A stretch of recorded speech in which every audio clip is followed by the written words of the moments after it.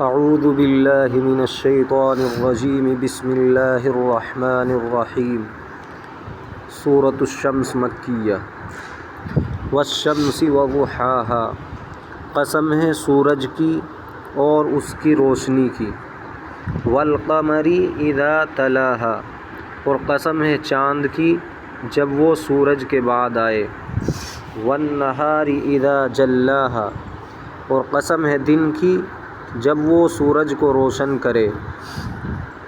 واللیل اذا یغشاہا، اور قسم ہے رات کی جب وہ اس کو چھپا لے، سورج کو چھپا لے۔ والسماء وما بناہا، اور قسم ہے آسمان کی اور اس کی جس نے اس کو بنایا۔ والارض وما طحاہا، اور قسم ہے زمین کی اور اس کی جس نے زمین کو بچھایا۔ ونفس وما سواہا، اور قسم ہے جان کی اور اس کی جس نے اس کو درست بنایا۔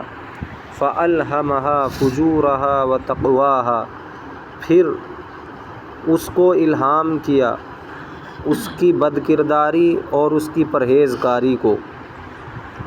قد افلح من زکاہا، بامراد ہوا وہ شخص جس نے پاکیزگی اختیار کی۔ وقد خاب من دساہا، اور نامراد ہوا وہ شخص کہ جس نے نفس کو دبا دیا گناہوں کے اندر۔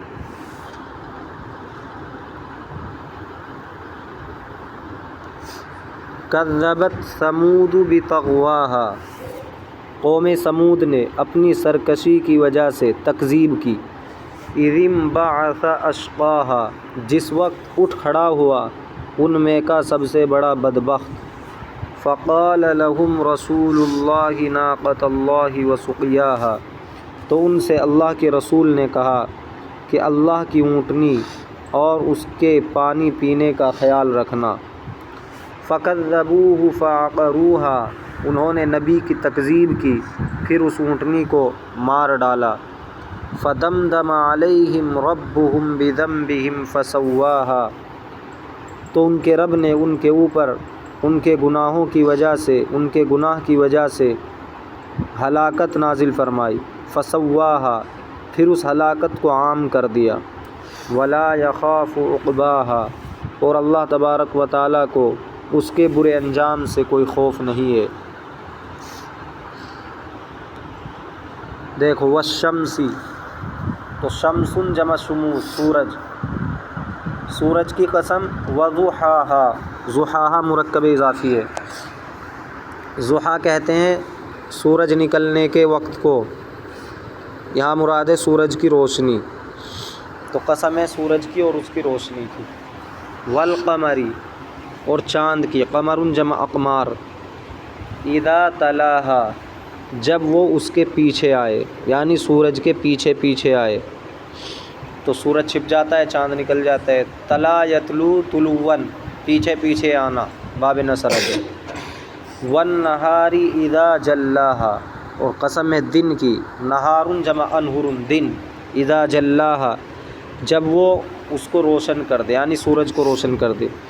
تو دن سورج کو روشن نہیں کرتا، بلکہ دن کے اندر سورج روشن ہوتا ہے، دن سورج کی وجہ سے روشن ہوتا ہے، تو یہ مجازن کہہ دیا گیا ہے، یا یہ بھی ترجمہ کر سکتے ہو۔ اور قسم ہے دن کی جب وہ اپنا جلوہ دکھائے، سورج کے سامنے اپنا جلوہ دکھائے۔ لیکن جب ترجمہ کریں گے سورج کو روشن کرے تو مراد وہی ہوگا کہ حقیقی معنی نہیں ہے کہ دن سورج کو روشن کرتا ہو، بلکہ دن میں سورج روشن ہوتا ہے۔ واللیل اذا یغشاہا، جلا یجلی تجلیتاً، روشن کرنا، اور قسم ہے رات کی، اذا یغشاہا، جب وہ اس کو چھپا لے، اس پر چھا جائے۔ غشی یغشا، غشین باب سمیہ سے آتا ہے، چھا جانا، چھپا لینا۔ والسماء وما بناہا، اور قسم ہے آسمان کی اور اس کی جس نے اس کو بنایا۔ تو ما موصول ہے، بنا یبنی، بناءً، بنانا، تعمیر کرنا۔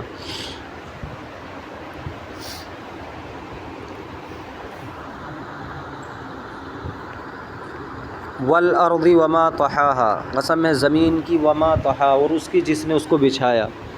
طحا یطحا، طحا یطحا کے معنی آتے ہیں بچھانا، پھیلانا۔ ونفس وما سواہا، اور قسم ہے انسانی جان کی، وما سواہا، اور اس کی جس نے اس کو درست بنایا، اس کو سنوارا۔ سوا یسوی تسویتاً، باب تفعیل سے آتا ہے، سنوارنا، درست کرنا۔ فَأَلْهَمَهَا فُجُورَهَا وَتَقْوَاهَا، فَأَلْهَمَهَا، پھر اس نے اس کو الہام کیا، دل میں ڈالا۔ الہم یلہم، الہام دل میں کسی بات کا ڈالنا۔ فجورہا، بد کرداری۔ فجر یفجر فجوراً، گناہ کرنا، برائی کرنا۔ وتقواہا، اور اس کی پرہیزگاری کو۔ تو اللہ تعالیٰ نے دونوں راستے دکھا دیے انسان کو، اچھائی کا بھی اور برائی کا بھی، اور اسے اختیار دے دیا، جس کو چاہے وہ اختیار کر لے، اسی پر اس کی پکڑ ہوگی۔ قد افلح من زکاہا، افلح کامیاب ہوا، بامراد ہوا، من وہ شخص، زکاہا جس نے نفس کو سنوار لیا، نفس کا تزکیہ کر لیا، پاکیزہ بنا لیا۔ زکا یزکی تزکیۃً، نفس کو پاکیزہ بنانا یہ ہے کہ ہمارے اندر جو اچھے کاموں کی خواہشات اٹھتی ہیں تو ان پر عمل کرنا چاہیے، ان میں ترقی کرنی چاہیے، اچھے کاموں میں۔ برے کاموں کا جو جذبہ ہے اس کو دبانا چاہیے تاکہ نفس اچھائی پر آمادہ ہو جائے، برائی سے نفرت کرنے لگے۔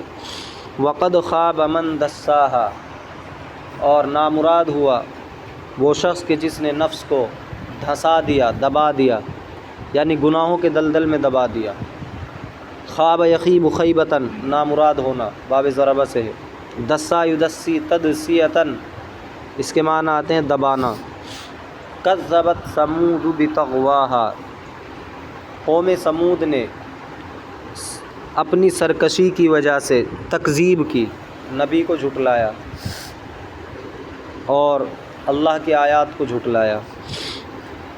تغواہا، طغا یطغا، تغین، تغین سے تغوا بنائے، یا کو واو سے بدل دیا، سرکشی کرنا۔ تو قوم سمود نے کیا سرکشی کی؟